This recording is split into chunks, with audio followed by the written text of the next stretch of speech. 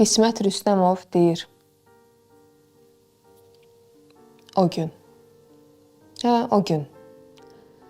Sən dodağında qırmızı qətiyyət, əynində qadın hüquqları və qaşqabaq gəlmişdin görüşə.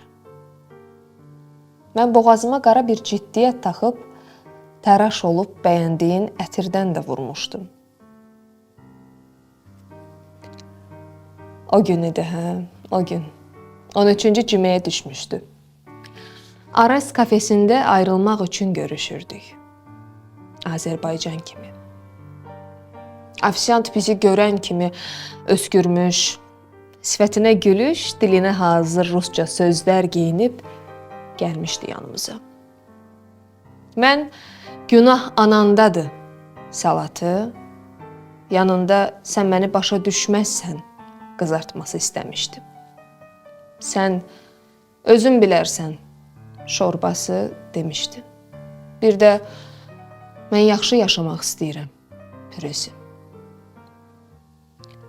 Sükutun qədəhinə qırmızı kəmtuş ittihamlar süzülən kimi, hörmət quşunun boğazı üzülən kimi hesabı istəmişdik. O gün, o gün 13-cü cüməyə düşmüşdü. Ucuz bir ayrılığın hesabını ödəmişdik.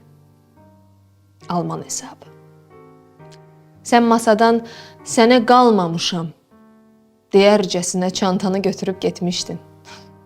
Mənsə addımlarımın saatını çox geri çəkmişdim. Amma qürurumdan, çınarlarla qohum qürurumdan. Sən bir meduza kimi uzaqlaşarkən dönüb baxmamışdın arxanca. Arada düşünürəm o günü. Dönüb baxmışdınmı arxamca?